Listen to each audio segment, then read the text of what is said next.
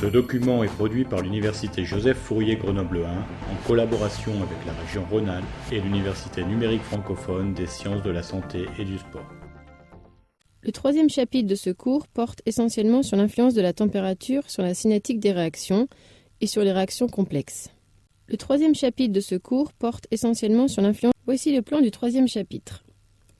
La section 1 traite du facteur température, la loi d'Arrhenius et l'évolution de la vitesse en fonction de la température. Dans la section 2, nous verrons rapidement les bases de la théorie cinétique des gaz, en particulier l'énergie cinétique moyenne et les vitesses moyennes. La section 3 concerne les réactions complexes, d'un point de vue de l'énergie d'activation et de leur mécanisme. Voici le plan du troisième chapitre. Nous avons vu au chapitre 1 que la température était un facteur cinétique. En effet, la température va avoir une influence sur la vitesse des réactions. Nous allons voir ici comment cela se traduit mathématiquement. Nous avons vu au chapitre 1 que la température était un facteur cinétique. En effet, la température va avoir une influence sur la vitesse des réactions. Nous allons voir ici comment cela se traduit mathématiquement. Nous avons vu au chapitre 1 que la température était un facteur cinétique. En effet, la température va avoir une influence sur la vitesse des réactions. Nous allons voir ici comment cela se traduit mathématiquement. Nous avons vu au chapitre 1 que la température était un facteur cinétique. En effet, la température va avoir une influence sur la vitesse des réactions. Nous allons voir ici comment cela se traduit mathématiquement. Nous avons vu au chapitre 1 que la température était un facteur cinétique. En effet, la température va avoir une influence sur la vitesse des réactions. Nous allons voir ici comment cela se traduit mathématiquement. Nous avons vu au chapitre 1 que la température était un facteur cinétique. En effet, la température va avoir une influence sur la vitesse des réactions. Nous allons voir ici comment cela se traduit mathématiquement. Nous avons vu au chapitre 1 que la température était un facteur cinétique. En effet, la température va avoir une influence. En supposant EA indépendant de la température T, on peut intégrer la loi d'Arrhenius suivante, d de ln de k sur dt est égal à EA sur RT carré, par rapport à la température pour obtenir deux autres expressions de la loi d'Arrhenius. ln de k est égal à ln de A moins EA sur RT, et k est égal à A exponentielle de moins EA sur RT. A est appelé facteur pré-exponentiel d'Arrhenius. Il a la même dimension que la constante de vitesse k. Vous devez connaître les différentes formes de la loi d'Arrhenius et savoir passer de l'une à l'autre mathématiquement. Vous pourrez ainsi utiliser celle qui est la plus appropriée à la question posée. À partir de l'expression 1, on voit que si l'on trace ln de k en fonction de 1 sur t, on obtient une droite de pente moins EA sur R, comme on peut le voir sur ce graphique. L'ordonnée à l'origine de cette droite vaut ln de A. Cette ordonnée à l'origine correspond à 1 sur t égale à 0, c'est-à-dire une température infinie. Une énergie d'activation élevée signifie que la constante de vitesse est très sensible à la température. Au contraire, lorsqu'une réaction possède une énergie d'activation nulle, cela signifie que sa vitesse est indépendante de la température. Dans certains cas rares, l'énergie d'activation est négative, ce qui signifie que la vitesse diminue quand la température augmente. Nous n'étudierons pas ici ce type de réaction qui possède un mécanisme complexe. Attention, il faut savoir aussi que l'approximation de dire que l'énergie d'activation ne dépend pas de la température n'est pas toujours vraie. Dans un tel cas, le comportement du système n'est pas conforme à la loi d'Arrhenius, et l'expression 1 n'est donc pas vérifiée. En supposant EA indépendant de la... Voici un exemple pour voir comment on peut calculer l'énergie d'activation. La pyrolyse de l'éthanal, CH3CHO, conduit à du méthane, CH4, plus du monoxyde de carbone, CO. Selon la réaction, CH3CHO qui donne CH4 plus CO. Expérimentalement, il a été montré que cette réaction est d'ordre 2. La vitesse s'exprime donc ainsi, V est égal à K, qui dépend de la température, comme nous venons de le voir, fois concentration en réactif à la puissance 2, puisque l'ordre de la réaction vaut 2. On a donc V est égal à K de T, fois la concentration de CH3CHO au carré. K a été mesuré entre 700 Kelvin et 1000 Kelvin. Ces valeurs sont reportées dans le tableau. En admettant la validité de la loi d'Arrhenius, déterminons l'énergie d'activation EA et le facteur pré-exponentiel A correspondant. On écrit la loi d'Arrhenius sous la forme logarithmique, ln de k égale ln de A moins EA sur RT. En traçant ln de k en fonction de 1 sur t et en effectuant une régression linéaire, On obtient des points alignés et une droite d'équation y égale 26,6 moins 21 800x, avec un coefficient de corrélation de 0,996. L'ordonnée à l'origine, 26,6, est égal à ln de a. Le facteur pré-exponentiel a ayant la même dimension que la constante de vitesse k, on en déduit a égale 3,57, 10 puissance 11, litres mol moins 1, seconde moins 1. La pente de la droite est égale à moins EA sur R, d'où EA égale 181 kJ par mol. Voici un exemple pour voir comment on peut calculer l'énergie. Intéressons-nous maintenant à la variation de la vitesse de réaction avec la température. Soit une réaction ayant une loi de vitesse s'exprimant par V égale K fois la concentration en réactif A à la puissance P fois la concentration en B à la puissance Q. Cette loi est valable dans un certain domaine de température. On peut ainsi l'écrire pour une température T1. On note V1 et K1, la vitesse et la constante de vitesse à cette température. On a donc V1 égale K1 fois la concentration de A à la puissance P fois la concentration de B à la puissance Q. On fait la même chose à la température T2. V2 est donc égal à K2 fois la concentration de A à la puissance P fois la concentration de B à la puissance Q. En faisant le rapport des deux vitesses, V2 sur V1, on va pouvoir exprimer l'énergie d'activation EA en fonction des deux températures et des deux constantes de vitesse. On a donc V2 sur V1 est égal à K2 fois la concentration de A à la puissance P fois la concentration de B à la puissance Q, divisé par K1, concentration de A puissance P fois concentration de B puissance Q. Les concentrations s'éliminent, on obtient donc K2 sur K1. D'après l'expression 2, la loi d'Arrhenius, vue à la diapositive précédente, on a A exponentielle moins EA sur RT2 divisé par A exponentielle moins EA sur RT1. Les A se simplifient, on rassemble les deux exponentielles, ce qui donne exponentielle de EA sur R fois 1 sur T1 moins 1 sur T2. On rassemble les deux fractions, d'où on a exponentielle de EA sur R fois T2 moins T1 sur T1 T2. On prend le logarithme de cette expression, ce qui donne ln de K2 sur K1 est égal à EA sur R fois T2 moins T1 sur T1 T2. On a donc l'énergie d'activation EA qui est égale à R fois T1 T2 sur T2 moins T1 fois ln de K2 sur K1. Cette dernière expression permet de calculer l'énergie d'activation quand on connaît les constantes de vitesse à deux températures différentes. Il est inutile d'apprendre par cœur cette dernière expression. Par contre, il faut savoir refaire ce raisonnement à partir de la loi d'Arrhenius exprimée à deux températures différentes en faisant le rapport des deux constantes de vitesse. Intéressons-nous maintenant à la variation de la... Dans cette section, nous allons expliquer pourquoi la constante de vitesse des réactions dépend de R, constante des gaz parfaits, et nous nous intéresserons à l'aspect microscopique de la cinétique. Il s'agit de la théorie cinétique des gaz. Cette théorie rend compte des propriétés macroscopiques des gaz. Température, pression, volume, à partir de leur comportement à l'échelle microscopique. Nous présenterons ici le modèle cinétique d'un gaz parfait. Cette théorie décrit un gaz comme un milieu constitué de particules, molécules ou atomes, qui sont très éloignées les unes des autres, se déplaçant en continu, aléatoirement, à des vitesses très grandes et en ligne droite, et entrant fréquemment en collision, parfaitement élastique.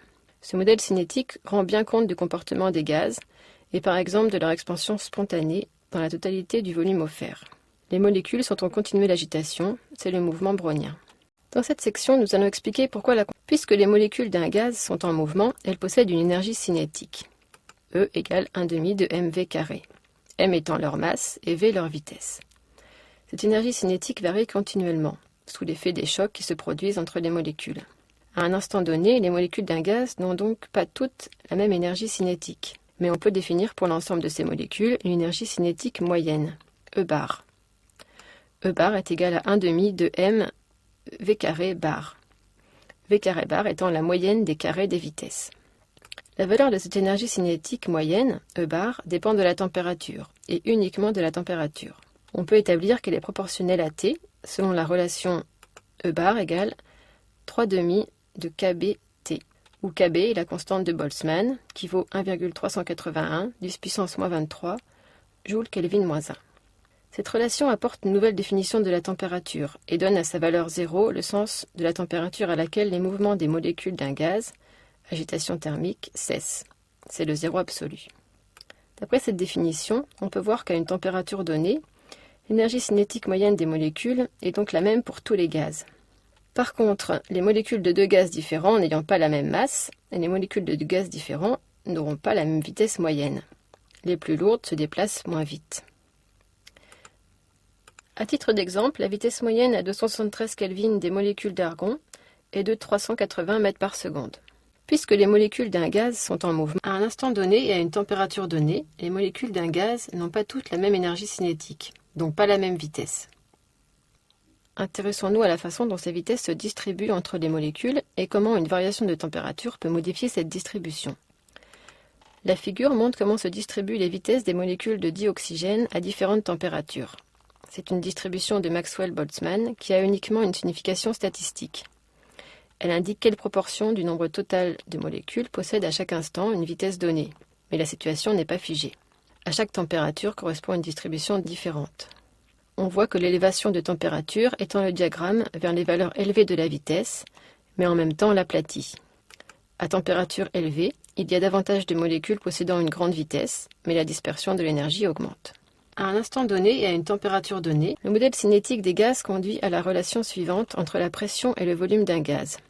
PV égale 1/3 de Nm Na fois V carré bar, où N est le nombre de moles, M la masse des molécules, Na le nombre d'Avogadro, V carré bar la moyenne des carrés des vitesses, P est la pression et V le volume.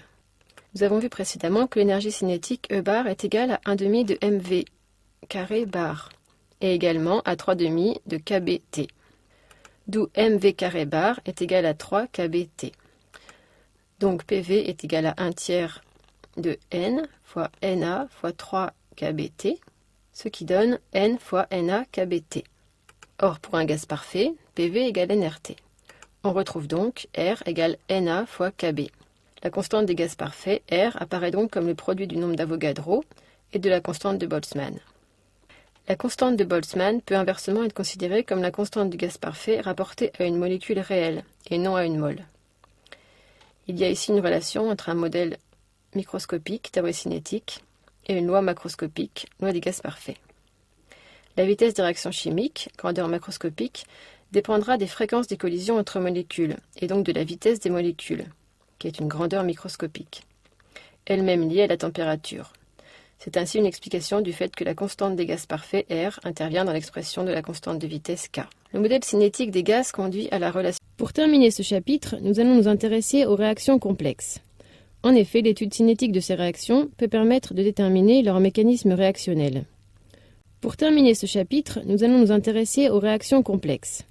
En effet, l'étude cinétique de ces réactions peut permettre de déterminer leur mécanisme réactionnel. Pour terminer ce chapitre, nous allons nous intéresser aux réactions complexes. En effet, l'étude cinétique de ces réactions peut permettre de déterminer leur mécanisme réactionnel. Pour terminer ce chapitre, nous allons nous intéresser aux réactions complexes. En effet, l'étude cinétique de ces réactions peut permettre de déterminer leur mécanisme réactionnel. Pour terminer ce chapitre, nous allons nous intéresser aux réactions complexes. En effet, l'étude cinétique de ces réactions peut permettre de déterminer leur mécanisme réactionnel. Pour terminer ce chapitre, nous allons nous intéresser aux réactions complexes.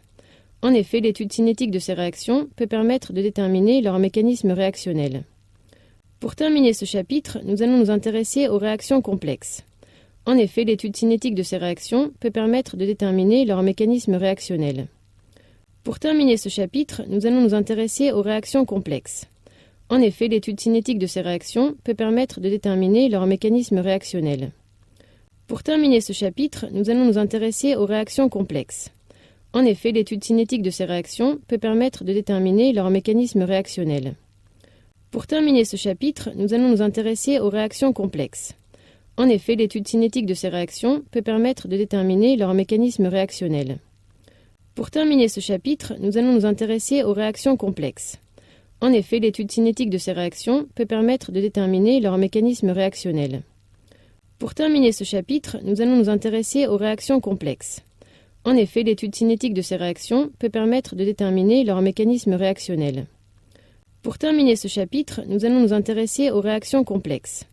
En effet, l'étude cinétique de ces réactions peut permettre de déterminer leur mécanisme réactionnel. Pour terminer ce chapitre, nous allons nous intéresser aux réactions complexes. En effet, l'étude cinétique de ces réactions peut permettre de déterminer leur mécanisme réactionnel. Pour terminer ce chapitre, nous allons nous intéresser aux réactions complexes. En effet, l'étude cinétique de ces réactions peut permettre de déterminer leur mécanisme réactionnel. Pour terminer ce chapitre, nous allons nous intéresser aux réactions complexes. En effet, l'étude cinétique de ces réactions peut permettre de déterminer leur mécanisme réactionnel. Pour terminer ce chapitre, nous allons nous intéresser aux réactions complexes. En effet, l'étude cinétique de ces réactions peut permettre de déterminer leur mécanisme réactionnel. Pour terminer ce chapitre, nous allons nous intéresser aux réactions complexes. En effet, l'étude cinétique de ces réactions peut permettre de déterminer leur mécanisme réactionnel. Nous allons étudier ici l'énergie d'activation des réactions complexes.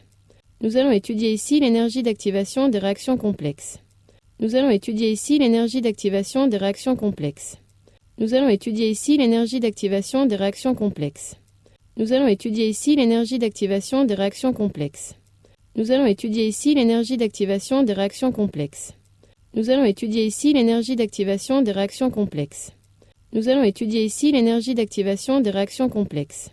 Nous allons étudier ici l'énergie d'activation des réactions complexes. Nous allons étudier ici l'énergie d'activation des réactions complexes. Nous allons étudier ici l'énergie d'activation des réactions complexes. Nous allons étudier ici l'énergie d'activation des réactions complexes. Nous allons étudier ici l'énergie d'activation des réactions complexes. Nous allons étudier ici l'énergie d'activation des réactions complexes. Nous allons étudier ici l'énergie d'activation des réactions complexes. Nous allons étudier ici l'énergie d'activation des réactions complexes. Nous allons étudier ici l'énergie d'activation des réactions complexes. Nous allons étudier ici l'énergie d'activation des réactions complexes. Nous allons étudier ici l'énergie d'activation des réactions complexes. Nous allons étudier ici l'énergie d'activation des réactions complexes. Nous allons étudier ici l'énergie d'activation des réactions complexes. Nous allons étudier ici l'énergie d'activation des réactions complexes. Nous allons étudier ici l'énergie d'activation des réactions complexes. Nous allons étudier ici l'énergie d'activation des réactions complexes. Nous allons étudier ici l'énergie d'activation des réactions complexes. Nous allons étudier ici l'énergie d'activation des réactions complexes. Nous allons étudier ici l'énergie d'activation des réactions complexes. Nous allons étudier ici l'énergie d'activation des réactions complexes. Nous allons étudier ici l'énergie d'activation des réactions complexes. Nous allons étudier ici l'énergie d'activation des réactions complexes. Nous allons étudier ici l'énergie d'activation des réactions complexes. Nous allons étudier ici l'énergie d'activation des réactions complexes. Nous allons étudier ici l'énergie d'activation des réactions complexes. Nous allons étudier ici l'énergie d'activation des réactions complexes. Nous allons étudier ici l'énergie d'activation des réactions complexes. Nous allons étudier ici l'énergie d'activation des réactions complexes. Nous allons étudier ici l'énergie d'activation des réactions complexes. Nous allons étudier ici l'énergie d'activation des réactions complexes. Nous allons étudier ici l'énergie d'activation des réactions complexes. Nous allons étudier ici l'énergie d'activation des réactions complexes. Nous allons étudier ici l'énergie d'activation des réactions complexes.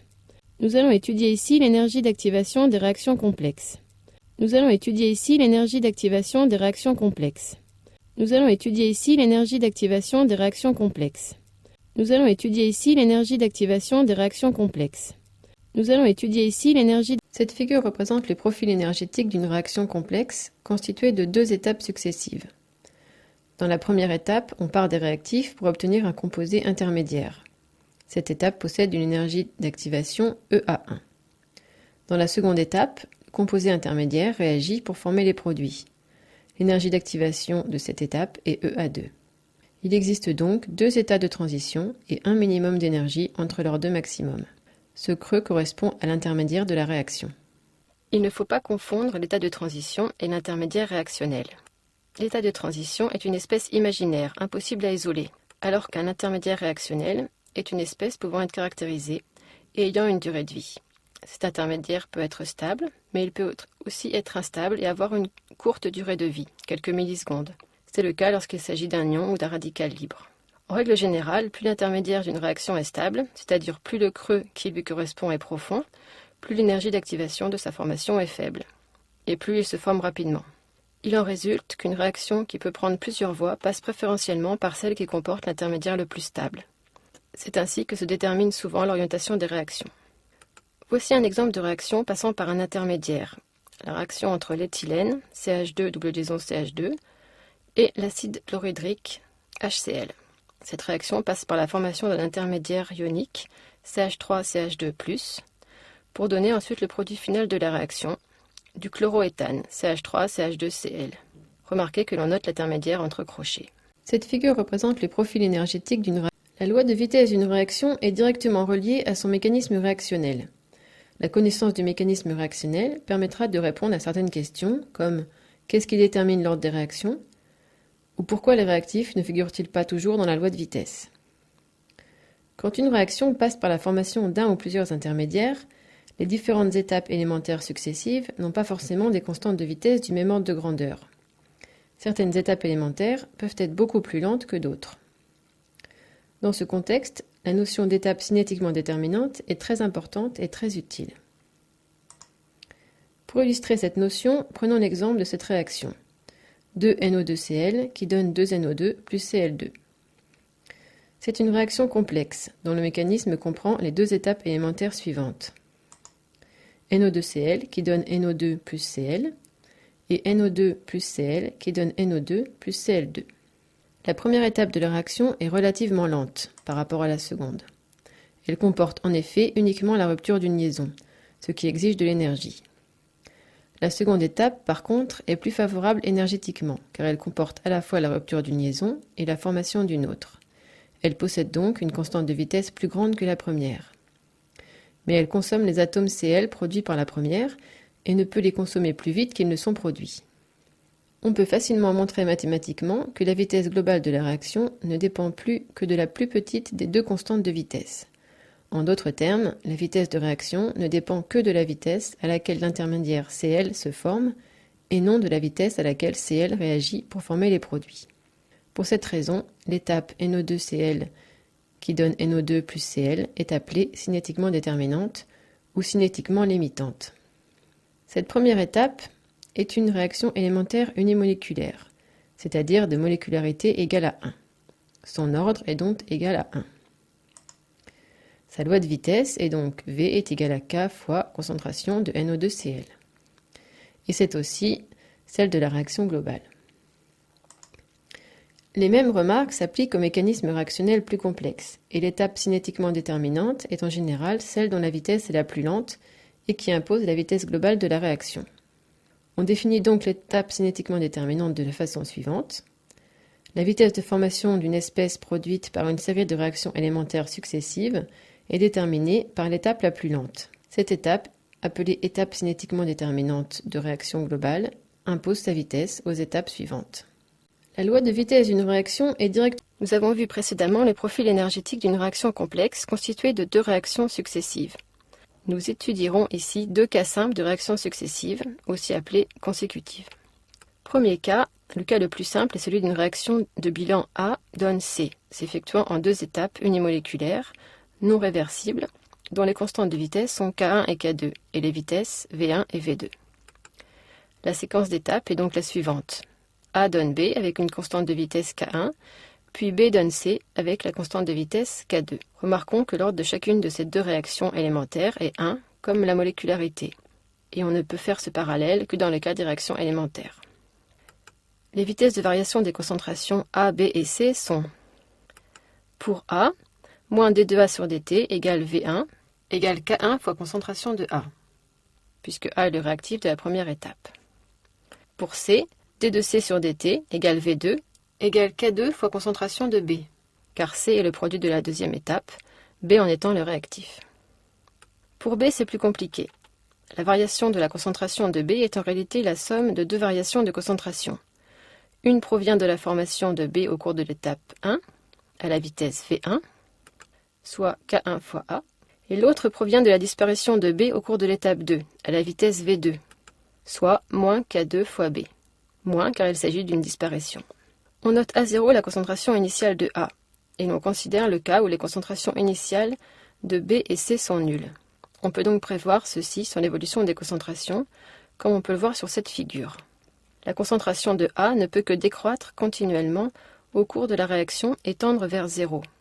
La concentration de C, inversement, ne peut que croître à partir de 0 et tendre vers la valeur finale C égale à 0 lorsque A aura été totalement transformé en C. Pour la concentration de B, deux cas de figure sont possibles. K1 supérieur à K2 ou K1 inférieur à K2. Si K1 est grand devant K2, c'est le cas de cette figure, la concentration de B augmente au début de la réaction, car alors V1 est supérieur à V2. Mais A diminuant et B augmentant, V1 décroît et V2 croît. Il arrive donc un moment où V1 égale V2. Puis la situation s'inverse. Après être passé par un maximum, la concentration de B diminue donc et tend vers 0. Maintenant, si K1 est petit devant K2, la concentration de B ne peut pas devenir importante. Elle reste faible pendant toute la réaction. On peut alors faire l'approximation qu'elle est constante pendant la plus grande partie de la réaction. C'est l'approximation de l'état quasi-stationnaire. Tout se passe comme si A se transformait directement en C. Si on fait cette approximation, que la concentration de B est constante, alors la dérivée de sa concentration est nulle. On a alors d de B sur dt, qui vaut V1 moins V2, est égal à K1A moins K2B, est égal à 0. D'où K1A égale K2B, et d de C sur dt égale K1A, ce qui est aussi égal à V1. On retrouve le résultat établi précédemment que la formation de C est contrôlée par la vitesse de la première étape, constante K1, qui joue le rôle d'étape cinétiquement déterminante. Nous avons vu précédemment le profil énergétique. Un autre cas de réaction successive est celui d'une réaction dont le bilan est A plus B donne C, s'effectuant en deux étapes, dont la première est un équilibre avec formation d'un intermédiaire. La séquence est donc la suivante. Un équilibre qui conduit à un intermédiaire I, avec une constante de vitesse dans un sens noté K1 et dans le sens inverse noté K-1. La deuxième étape est non réversible et conduit au produit C avec une constante de vitesse K2. On ne considérera que le cas où K1 est très supérieur à K2. Les expressions des vitesses sont les suivantes. V1 égale K1 AB, V-1 égale K-1I et V2 égale K2I. Si K2 est très petit devant K1, ce qui est souvent le cas dans cette situation, la seconde étape sera l'étape cinétiquement déterminante. Lorsque l'équilibre correspondant à la première étape est établi, les vitesses dans les deux sens sont égales. V-1 est égal à V1. On peut donc dire que K2 est également très petit devant K-1. On peut alors négliger la consommation de I par l'étape 2 devant sa consommation par la réaction inverse de la première étape, -1. En effet, K2I sera négligeable devant K-1I. On peut donc écrire d de I sur dt égale K1AB moins K-1I. K1AB est le terme qui provient de la formation de I par l'équilibre dans le sens 1, ordre 1 par rapport à A et B. K-1I provient de la disparition de I par l'équilibre dans le sens -1, ordre 1 par rapport à I. Dans le cas de l'approximation de l'état quasi-stationnaire pour I, on a d de I sur dt égale 0, d'où K1AB est égal à K-1I. Et la concentration de I vaut donc K1 sur K-1 fois AB. La vitesse de formation de C, d de C sur dt, qui vaut K2 fois la concentration de I, peut alors s'exprimer par K1 K2 divisé par K-1 fois concentration de A fois concentration de B. Ici, contrairement au cas précédent, la vitesse de formation du produit C ne dépend pas seulement de l'étape dont la constante est la plus faible. Ces deux exemples conduisent à une double conclusion générale. Une étape est cinétiquement déterminante si toutes celles qui la suivent ont une constante de vitesse plus grande que la sienne. Et la vitesse de la réaction globale dépend de l'étape déterminante et de celle qui la précède éventuellement, mais pas de celles qui la suivent. Un autre cas de réaction successive est celui... Voyons à travers un exemple comment utiliser ces deux concepts d'étape cinétiquement déterminante et d'approximation de l'état quasi-stationnaire, en abrégé AEQS. Intéressons-nous au mécanisme de la renaturation d'une double hélice d'ADN à partir de deux brins A et B. Cette réaction peut être décrite par le mécanisme suivant.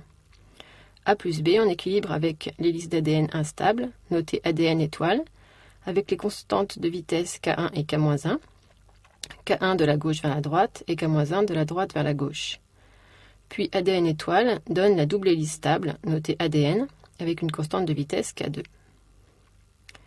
On cherche l'expression de la vitesse d'apparition de l'ADN, dans le cas où on applique l'AEQS à l'hélice instable, K1. Puis dans l'hypothèse supplémentaire où l'on considère l'équilibre comme très rapide, K2. Dans le cas 1, on se place dans l'approximation de l'état quasi-stationnaire, AEQS, pour l'hélice instable, soit ADN étoile. Les vitesses s'écrivent V1 égale K1 AB, V-1 égale K-1 ADN étoile, et V2 égale K2 ADN étoile. On applique l'AEQS à ADN étoile, donc écrivons la variation de la concentration en ADN étoile en fonction du temps.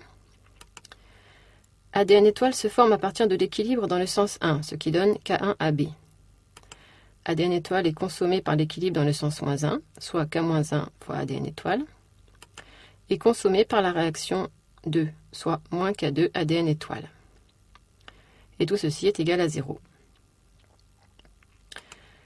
On cherche l'expression de la vitesse d'apparition de l'ADN, qui est la même chose que la vitesse de formation, c'est-à-dire VAP de ADN égale D de ADN sur DT est égal à K2 fois ADN étoile, ce qui est égal à V2. Or, d'après la relation 1, on a K1AB est égal à K-1 plus K2 fois ADN étoile. On peut donc exprimer la concentration en ADN étoile de la façon suivante. ADN étoile est égal à K1AB divisé par K-1 plus K2. La vitesse d'apparition de l'ADN s'écrit donc VAP ADN est égal à K2 ADN étoile est égal à K1 K2 sur K-1 plus K2 fois AB. Voyons à travers un exemple comment utiliser ces deux. Dans le cas 2, on se place dans l'hypothèse supplémentaire où l'on considère l'équilibre comme très rapide, c'est-à-dire dans le cas où l'étape 2 est cinétiquement déterminante. L'étape 2 est donc nettement plus lente que l'équilibre. On peut donc écrire que K2 est très inférieur à K1 et K2 est très inférieur à K-1.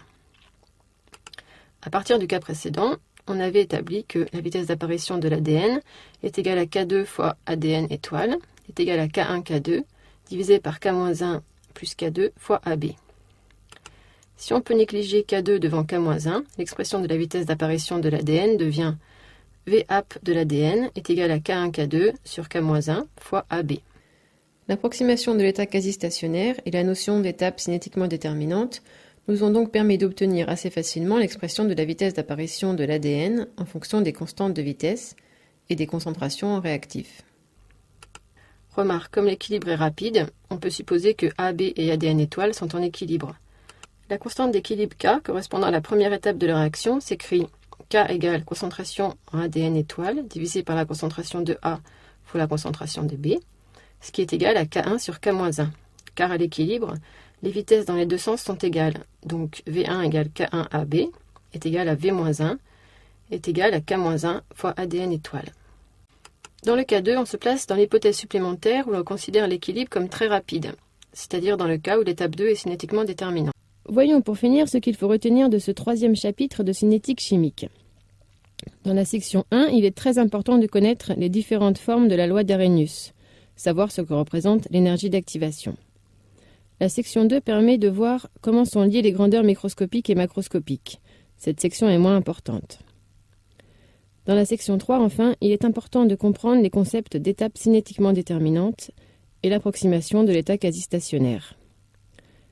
Voyons pour finir ce qu'il faut retenir de ce troisième chapitre de cinétique chimique. Dans la section